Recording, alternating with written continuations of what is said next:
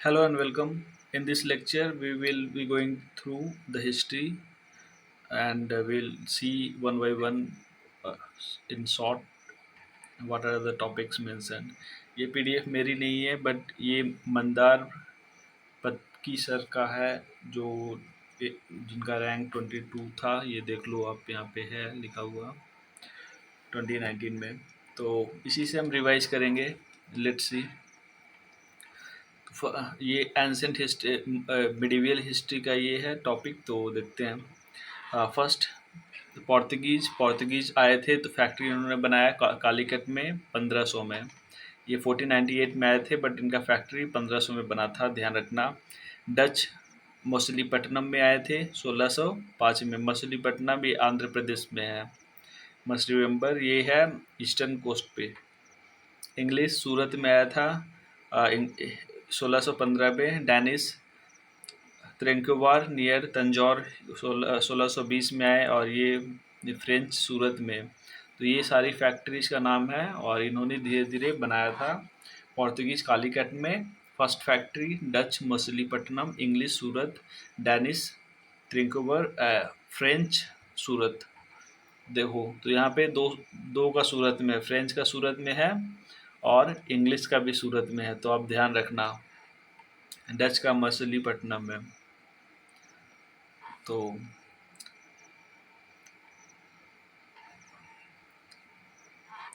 अगला, अब बैटल्स कौन कौन से ये लोग लड़े थे।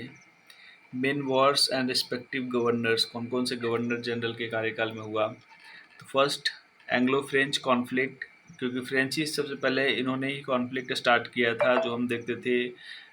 It was Anglo French conflicts and Carnatic Wars.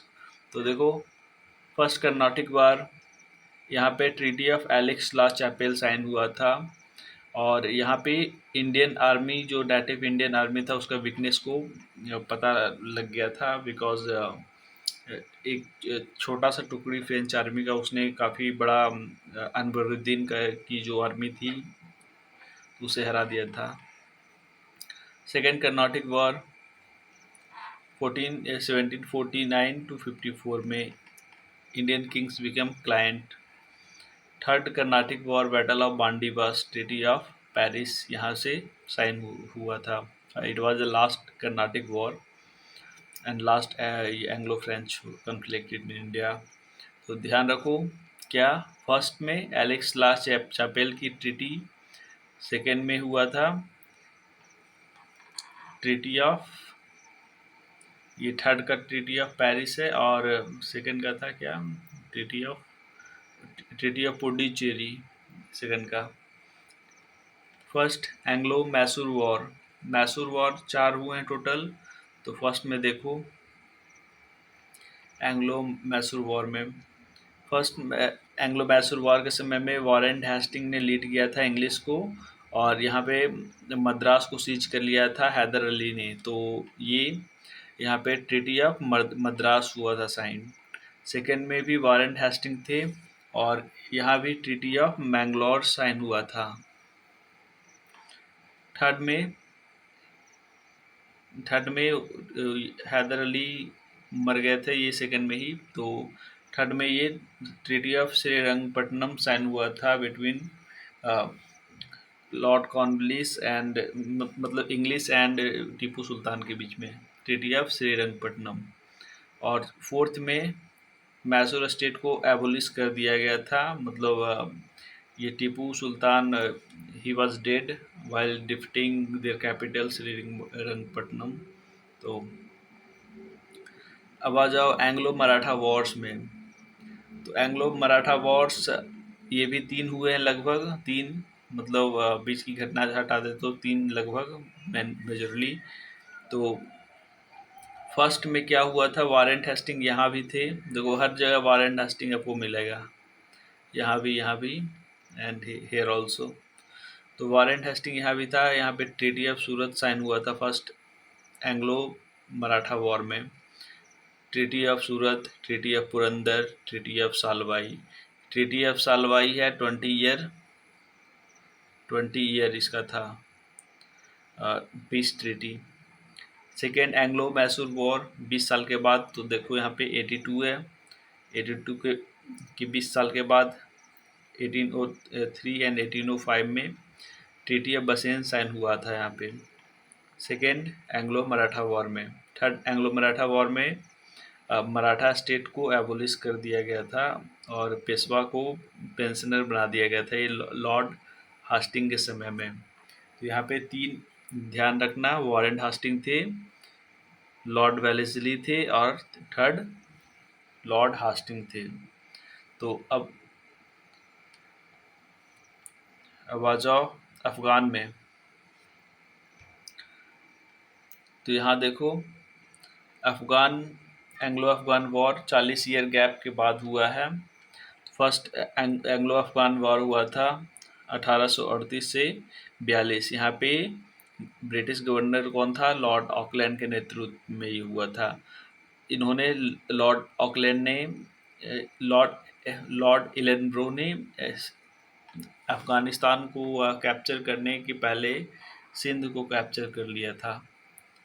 Sindh में उस समय इनका मुस्लिम रूलर्स का राज हुआ करता था दैट टाइम। तो Lord Ellenborough is related to Sindh, Lord Auckland is related to Afghan, first Afghan war. Second Afghan war Lord Lytton के समय में हुआ था। लिटन बड़ा हरामी किस्म का ये व्यक्ति था, तो समझ लेना जहाँ भी थोड़ा सा मतलब डेयर डेविल वाला जो भी काम था सारे लॉर्ड लिटन के समय में मेजरली देख लेना 1870-80 के बीच में। तो first Anglo Afghan war Lord Auckland, second Anglo Afghan war Lord Lytton and कौन एनेक्स किया था सिंध को? तो लॉर्ड एलन ब्रो। फोर्थ में आ जाओ पंजाब। पंजाब पंजाब 2 ही युद्ध में ख़त्म हो गया। फर्स्ट एंग्लो सिख वॉर हुआ था, तो ये लॉर्ड हार्डिंग के समय में हुआ था।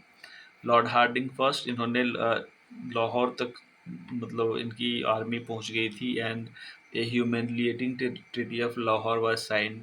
इसमें पैसे कम पड़े तो पंजाब को, तो पंजाब ने कश्मीर को बेच दिया था गुलाब सिंह के पास। फिर 2 साल के बाद 48 में लड़ाई शुरू हो जाती है एंग्लो सिख वॉर सेकेंड। यहाँ पे लॉर्ड डलहौजी होता है, इसने पूरे के पूरे पंजाब को एनेक्स कर लिया और वहाँ के जो रूलर थे दिलीप सिंह, उन्हें लंदन भेज दिया गया था और राजनी जिंदन थी, उन्हें भी बर्मा शायद भेज दिया गया था। तो लॉर्ड हार्डिंग के समय में 1845 में Anglo Sikh war first, second Anglo Sikh war during the Lord Dalhousie. अब देखो Burma Anglo Burmese war. First Anglo Burmese war 1824-26 में हुआ था लॉर्ड एमरेस्ट के समय में। Second Anglo Burmese war Dalhousie के टाइम में और थर्ड डफरिन के समय में। ये डफरिन ने पूरा का पूरा बर्मा को ही एनेक्स कर लिया था।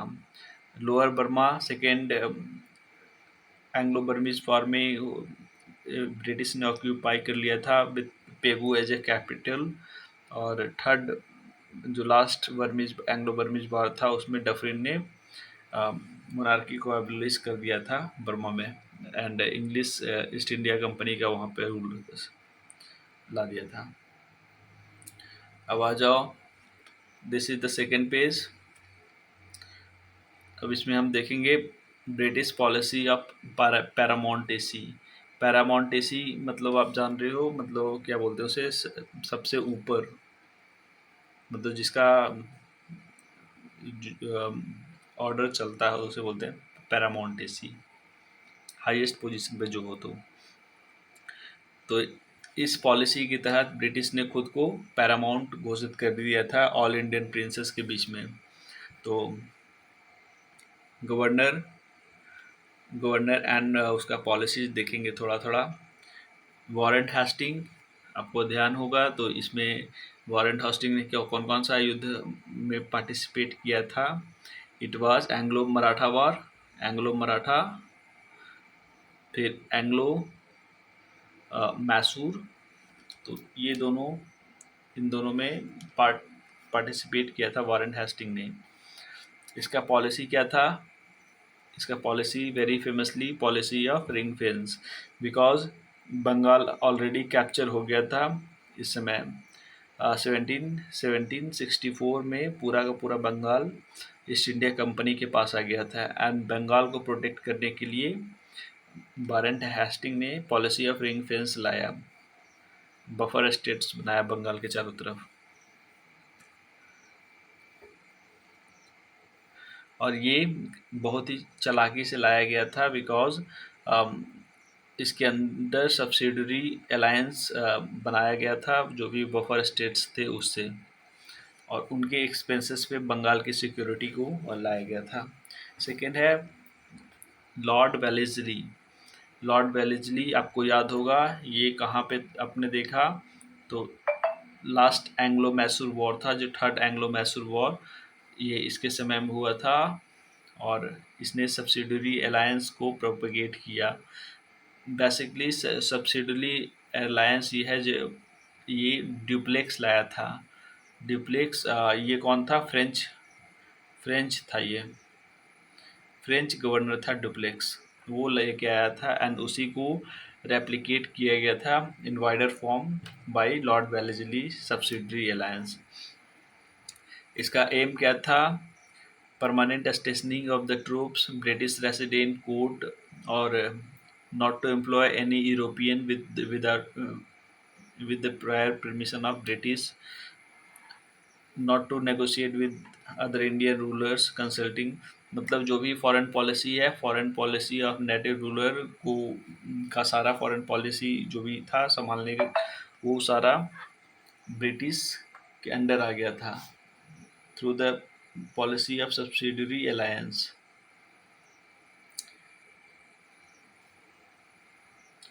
अगेन नाउ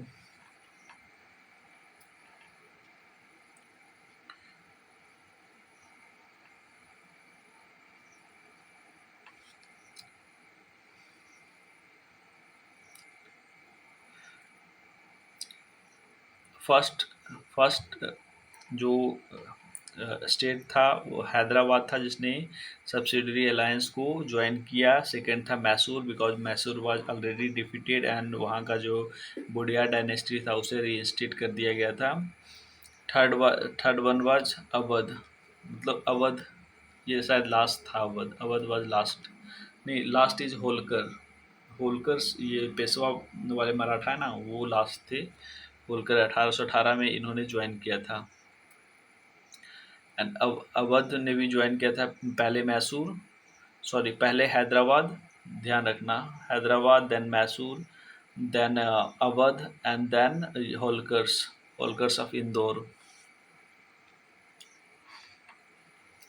लॉर्ड डलहौजी, आपको पता है इसका famous doctrine of lapse, British to decide whether to bestow a state on adoption or son or daughter। Basically जिन स्टेट्स में लीगल हेयर नहीं होते थे किंग्स के पास, तो उसका स्टेट है जो ब्रिटिश एनेक्स कर लेते थे। तो सबसे पहला कौन सा स्टेट एनेक्स हुआ?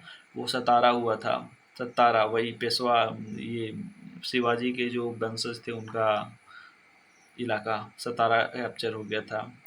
बाद में अवध, झांसी, जैतपुर, संबलपुर, भगत, ये सारे कैप्चर हो गए थे, अंडर ब्रिटिश ऑक्यूपेशन आ गए।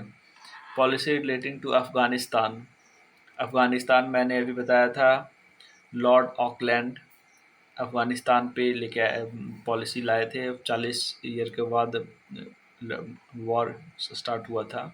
फर्स्ट लॉर्ड ऑकलैंड के समय में, सेकेंड लॉर्ड डफरिन के समय में। इनका फॉरवर्ड पॉलिसी था to protect the boundaries from portable Russian attack इधर थ्रू ट्रीटीज और अनेक्स कम्प्लीटली। तो लॉर्ड ऑकलैंड की पॉलिसी रही थी रशिया से प्रोटेक्ट करने की। जो ब्रिटिश एम्पायर था, बनाया था इतना बड़ा इंडिया में, तो that was fearful of Russian might during that time। अब आ जाओ आगे।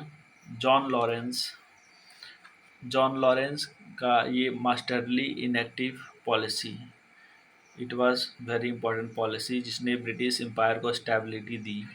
Piece on frontier not to disturb as long as Russia और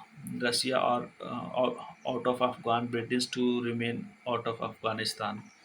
लिट्टन लिट्टन मैंने बताया ये बहुत ही चंडाल किस्म का व्यक्ति था और इसने प्रॉड रिजर्व रखा, इसने भी फॉरवर्ड पॉलिसी को मतलब आगे बढ़ाया था लॉर्ड ऑकलैंड की तरह ही। तो ये प्रॉड रिजर्व इसने पॉलिसी लाया और ये इसने having scientific frontier and securing sphere of influence. तो इंडिया का जो भी ज्योग्राफिकल बाउंड्री था वहाँ तक इसने अपना इन्फ्लुएंस ब्रिटिश एम्पायर का पहुँचाया था। अब आगे देखो अगला पेज में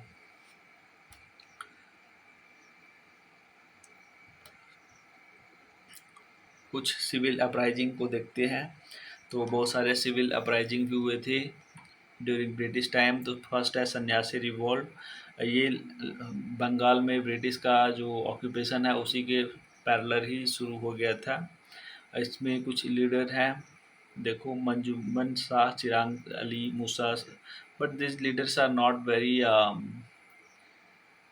इम्पॉर्टेंट बिकॉज ऐसा कभी मैंने देखा नहीं है। ये रीजन सिर्फ याद रखना, Sannyasi revolt was in Bengal. Famine 1770 का इसमें आया था रीजन, ये भी एक बड़ा रीजन था। Interference in religious freedom of Dasnami sanyasi and Madari fakirs were basically Muslim and Dasnami सन्यासी were Hindu and both were cooperating during this sanyasi rebellion। restricted cause था restriction on pilgrimage places. Sanyasis were peasants, तो ध्यान रखना ये कौन थे, पीजेंट्स मतलब खेती करने वाले। Graded factories and treasury join, ठीक है, जमीन joined by small zamindar rural poor ex soldiers. Bankim Chandra Devi Chaudhurani Anand Math में इन्होंने जिक्र किया था। बंकिम चंद्र ने देवी चौधराइन का जिक्र किया। देवी चौधराइन कौन है, लीडर हैं ऑफ व्हाट, सन्यासी रिवोल्ट। आगे देखो Moamarias Assam, not very important तो इसको स्किप कर सकते हो।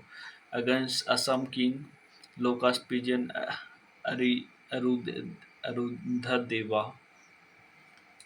Gorakhpur Basti Bahraich local zamindar Awadh Jardari system against the Jardari system imposed by Hastings to overcome losses due to war in Mysore and Maratha Alexander Hamid. Again, this is not very important, so let's skip this.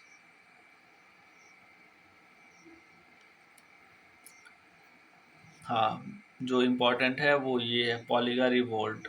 Poligar आपको पता है ओडिशा क्षेत्र में, ओडिशा वाले Kalinga area में ये पॉलीगार्स होते थे। विजयनगर एम्पायर के शायद ये पार्ट थे रेमिनेंट्स। तो इसमें देखना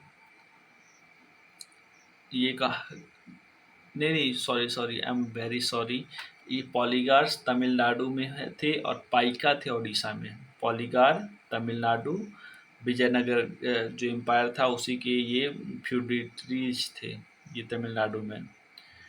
और ये टैक्सेशन और loss of sovereignty on their land वगैरह का था, तो उसके कारण दिस पॉलीगार्स रिवोल्टेड।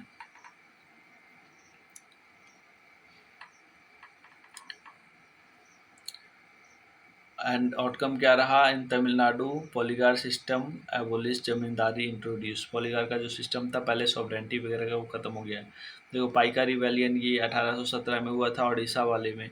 हाँ इसमें देखो it is very important to note the leader of this, ये कौन है, बख्शी जगबंधु एंड विद्याधर। ये पाइका रिबेलियन के हेड थे। लैंड रेवेन्यू इसका भी कारण था और ये rising salt prices, cowrie currency वगैरह का। Cowrie currency basically Kalinga area में, ओडिशा एरिया में it was very prominent cowrie currency, लेकिन जब ब्रिटिश आया तो उन्होंने प्रॉपर करेंसी इंट्रोड्यूस की, इससे कौड़ी करेंसी की वैल्यू ख़त्म हो गई। And it was also the reason why Paika is revolted. तो पाइका कौन है, लैंडेड मिलिशिया है, rent free land tenure enjoy करते थे। अब आ जाओ आगे। Ahom revolt, Gomdhar Konwar, not very important. Kuka movement, this is very important, let's see what is Kuka movement. तो कुका मूवमेंट क्या है? भगत जवाहर मल इसके हेड थे, लीडर थे। और ये पंजाब में, कुका पंजाब में हुआ था और 1840 में हुआ था। Date is also very important. और रिलीजियस प्यूरिफिकेशन मूवमेंट शुरू में था और नामधारी सिख, इसके राम सिंह बाबा राम सिंह ने इसे फाउंड किया था और नामधारी सिख से ये बिलोंग थे। तो ध्यान रखना, भगत जवाहर मल was the leader of Kuka movement. Now again, next page we will see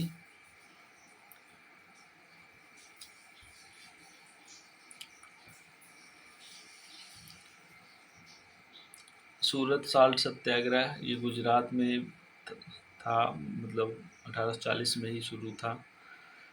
Wahabi movement important, sir Syed Ahmad of Raebareli leader थे इसके। और ये वाई बिकॉज बहाविज़म जो सऊदी अरेबिया का था, और that was the key factor for inspiration among Muslims in India during that time. तो ये इस्लामिक रिवाइवलिस्ट मूवमेंट था under western influence on Islam.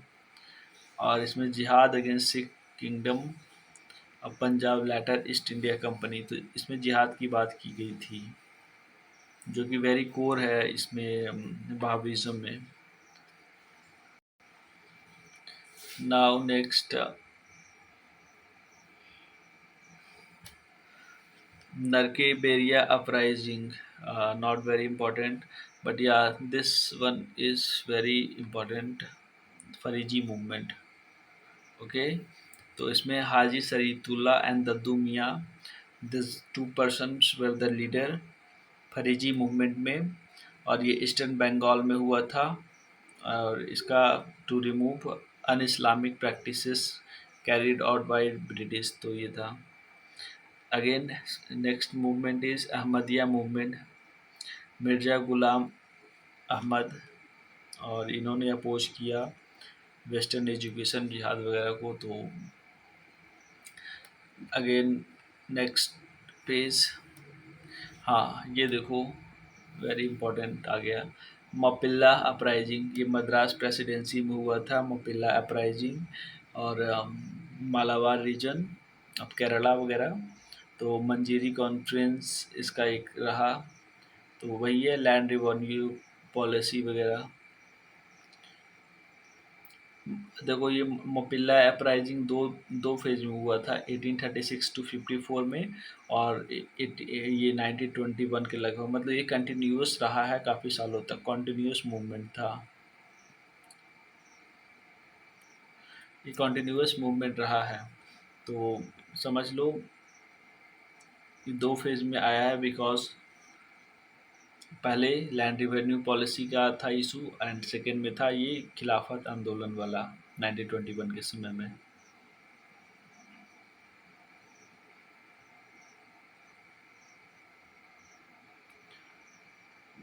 Now see this Pahariya Santhal rebellion, आपको पता है Santhal rebellion is what, it is in Jharkhand area. Sidhu and Kanhu, Chand and Bhairav, this people were its leader.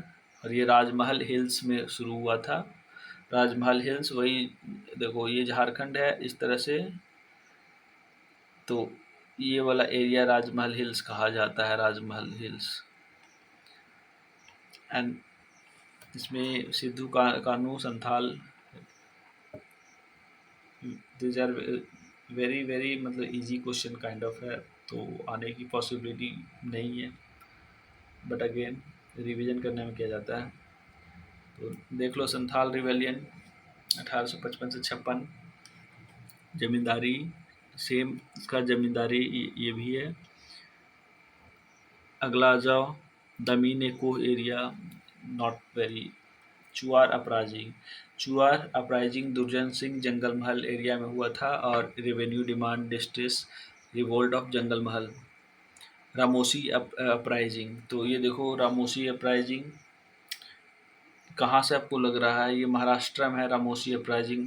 और इसका जो थे ना चित्तूर सिंह इनका नाम है लीडर का, और उजमल नाइक, दो तरह के हैं। और लैटर वसुदेव बलवंत फडके ने इसे ज्वाइन किया था, और ये इन्हीं को कहा जाता है फादर ऑफ इंडियन अनरेस्ट।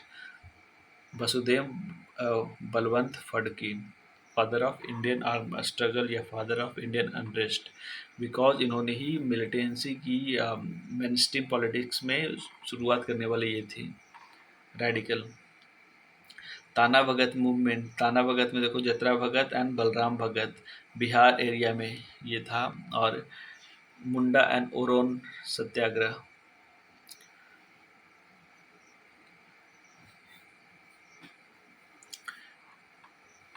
ये देखो खासी uprising is by Tirath Singh. तो ध्यान रखना गारो खासी हिल्स में ये शुरू हुआ था खासी अपराइजिंग, ये वाला।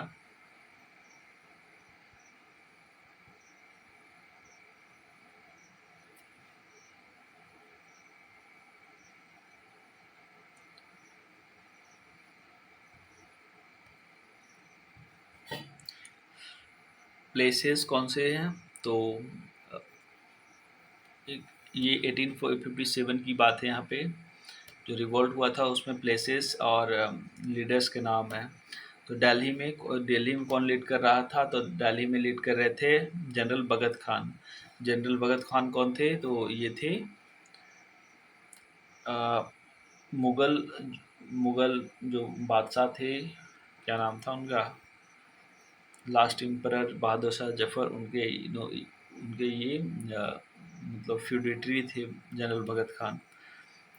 इन्होंने लड़ा था विल ब्री हडसन वगैरह के साथ। कानपुर में नाना साहब ने रिवोल्ट किया था, और ह्यूज व्हीलर कॉलिन कैम्पबेल के। नाउ नेक्स्ट पेज देखते हैं।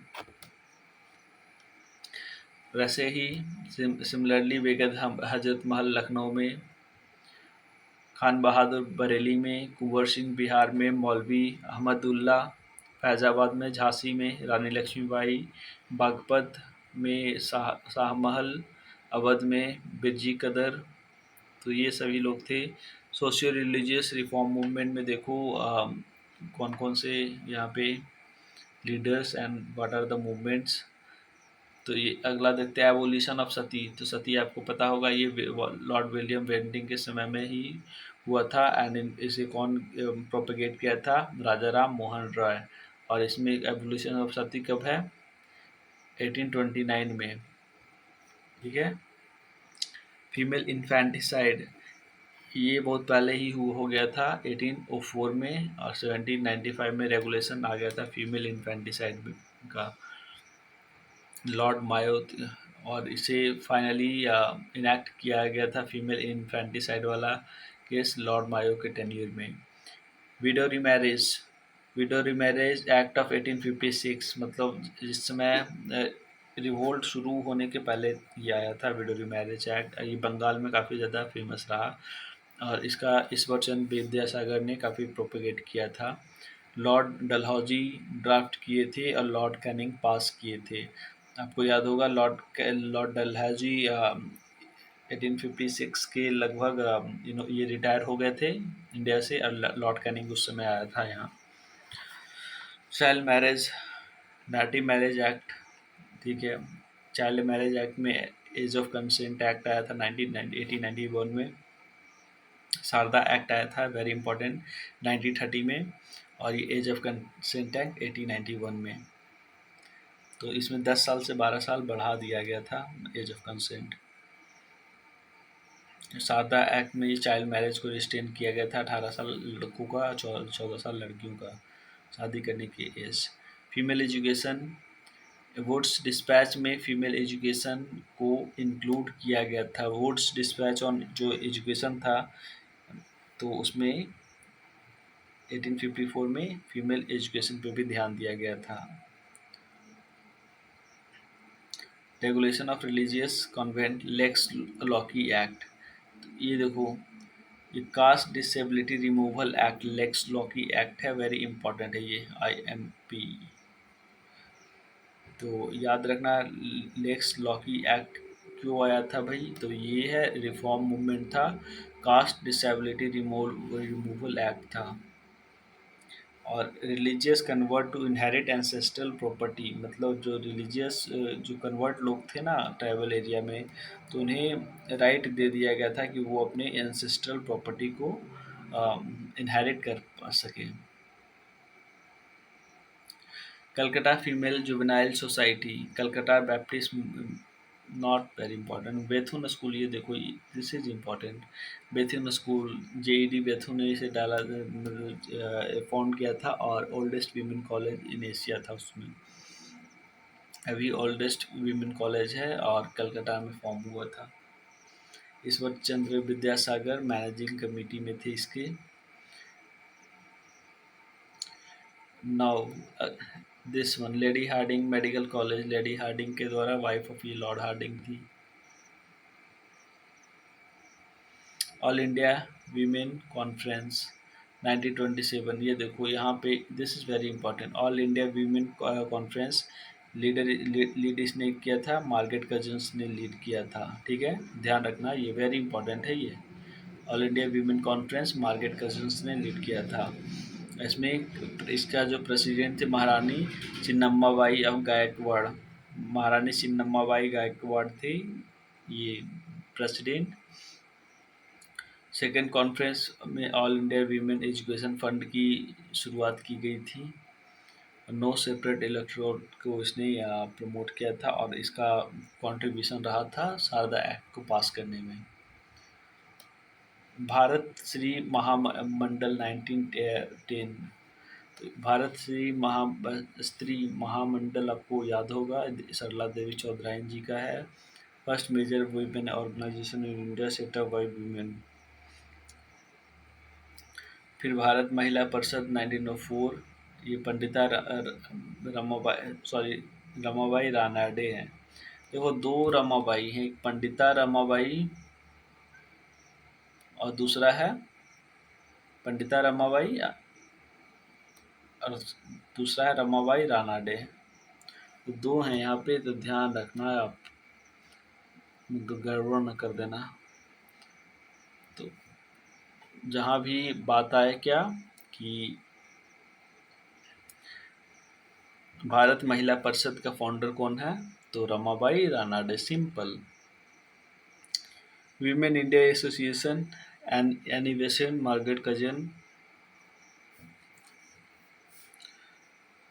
आर्य महिला समाज, देखो ये वाला इम्पोर्टेंट है, आर्य महिला समाज, इसमें Pandita Ramabai.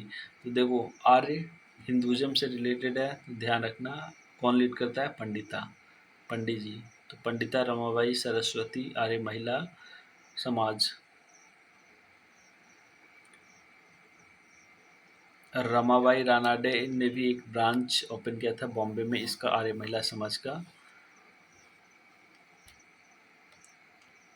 Now next,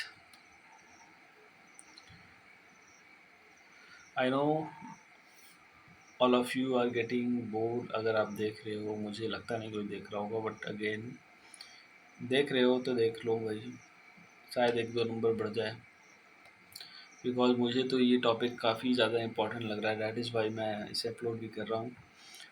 Deccan education society, Chiplunkar Agarkar and Mahadev नमजोशी।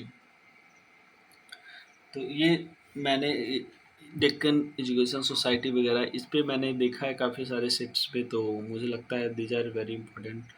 Gokhale Karve also membered, servant of India society 1904, इसे तो कौन नहीं जानता, गोपाल कृष्ण गोखले। और पब्लिकेशन क्या था, हितवादा।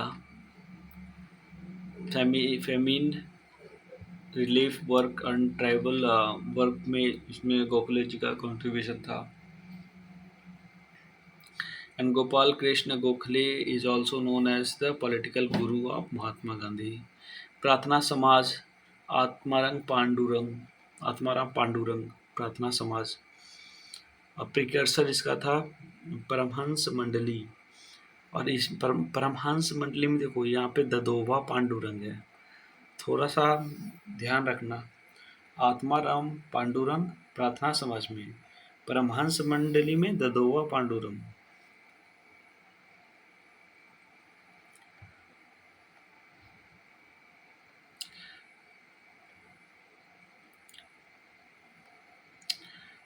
नाउ इसमें तो कुछ ज़्यादा है नहीं।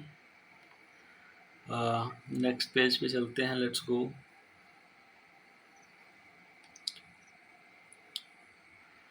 देखो राधा स्वामी मूवमेंट है, शिव दयाल साहेब नो फेथ इन टेम्पल। भोकालिका संघा था बाई गौड़ा, और भोकालगी इनका कम्युनिटी कर्नाटका। एंटी ब्राह्मण मूवमेंट था। जस्टिस मूवमेंट साउथ इंडिया में, ये देखो this is very important, justice movement वाला है ना ये, बिकॉज इट फाइनली ये पॉलिटिकल पार्टी में कन्वर्ट हो गई थी जस्टिस मूवमेंट। तो CN मुदलैयार Nair and Tyagaraja. Anti ब्राह्मण मूवमेंट था, अपोज गांधी एनी बेसेंट, मतलब सबको अपोज किया। Self respect movement EV Ramaswamy Naicker and Periyar, मतलब दोनों से पेरियार या EV रामास्वामी नाइकर एक ही इंसान का नाम है। And he is very famous in terms of countering Orthodox narratives. तो सेल्फ रिस्पेक्ट मूवमेंट इनका था। इसमें ध्यान रखना कभी इस तरह से मिला देता है, सेल्फ रिस्पेक्ट मूवमेंट को ऊपर वाला CN मुदलियार नैयर त्यागराजा के साथ मिला देगा, एंड जस्टिस मूवमेंट को पेरियार के साथ। तो don't get confuse in this. देखो वाइकॉम सत्याग्रह, केरला मूवमेंट बाय के कलप्पन, KP केशवन मेनन, ये सब थे। वाइकॉम सत्याग्रह वेरी इंपॉर्टेंट। वाइकॉम सत्याग्रह टेम्पल एंट्री मूवमेंट भी थे ना, अब था, इसे कहा जाता है temple entry movement. Gandhi ji ने सपोर्ट भी किया था इसे।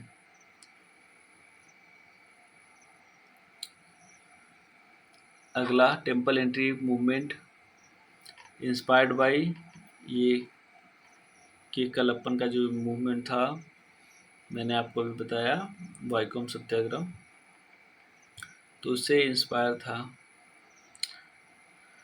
और बाकी तो यहाँ पे कुछ है नहीं वेरी इंपॉर्टेंट, ऐसे पूछने का तो कोई भी पूछ लेगा, but again we need to just conscious about those thing जिसकी प्रॉबिलिटी ज़्यादा है।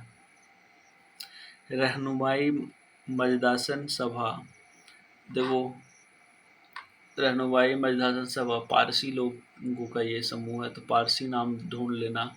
एंड लगता है कि ट्रिक काम कर जाएगा। For example SS Bengali, KR कामा, दादा भाई Naoroji, Nazruddin फरदोंजी।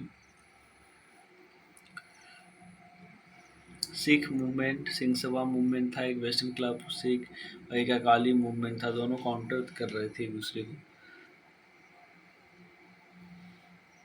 Theosophical society of United State, HP Blavatsky, MS Olcott. Headquarter इसका कहाँ था? अदयार में था। Theosophical society.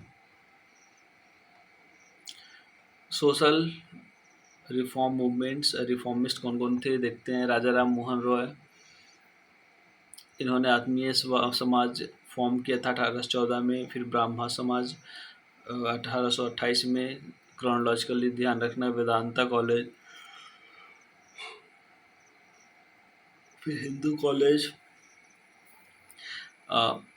ये देखो इनकी फिलॉसफी एंड बुक्स है। Monotheism, gift to monotheist, Tuhfat al Muwahhidin, Vedanta, oppose by Christian, precept of Jesus.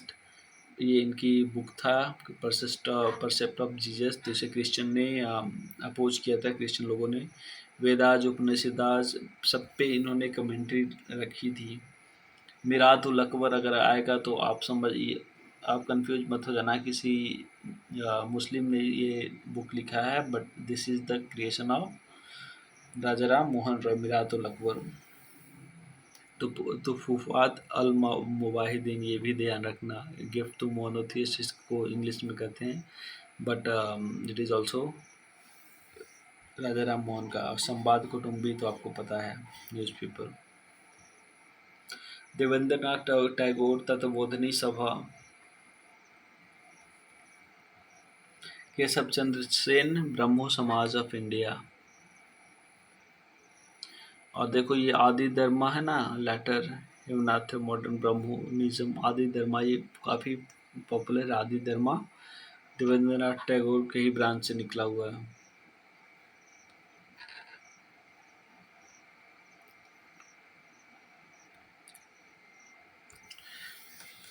देरोजियो का यंग बंगाल मूवमेंट ध्यान रखना। ईश्वर चंद्र विद्यासागर संस्कृत कॉलेज के प्रिंसिपल हुआ करते थे।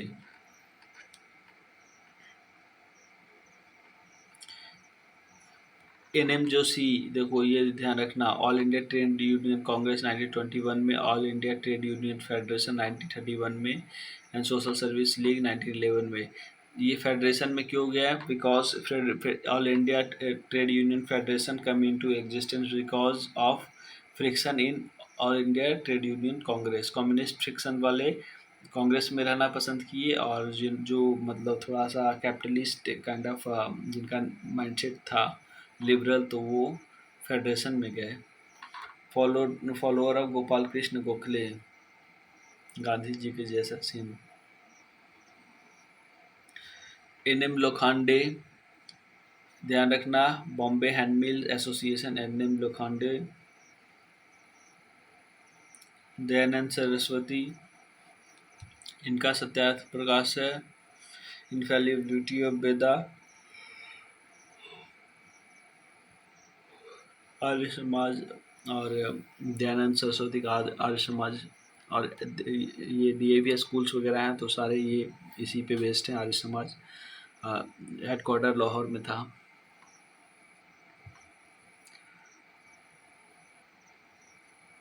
तो आज यहाँ तक करते हैं थोड़ा सा और। ये देखो बहराम जी महलवाड़ी, इन्होंने सेवा सदन की स्थापना की थी। नारायण गुरु थे ये फाउंडर प्रेसिडेंट नारायण गुरु। क्या था? एजेवा कास्ट, एरवीपुरम मूवमेंट को लीड किया था। एजेवा कास्ट मतलब ताड़ी बनाने वाले जो लोग हैं ना केरला के, वो एजेवा कास्ट से उनका संबंध होता है। तो एरवीपुरम मूवमेंट, एजेवा कास्ट, शारदा वाइकोम सत्याग्रह वगैरह में इनका नाम था, नारायण गुरु। DK Karbi, women university and अनाथ बालिका श्रम। तो DK कार्बी ने वीमेन यूनिवर्सिटी को खोला और अनाथ बालिका श्रम खोला था। Syed Ahmed Khan, translation society, later the scientific society British और much interest in is Aligarh college development. तो ये कुछ था आपका। बाकी न्यूज़पेपर्स कल करेंगे, because not it's not the time. So goodbye, thank you, all the best, keep revising. Bye.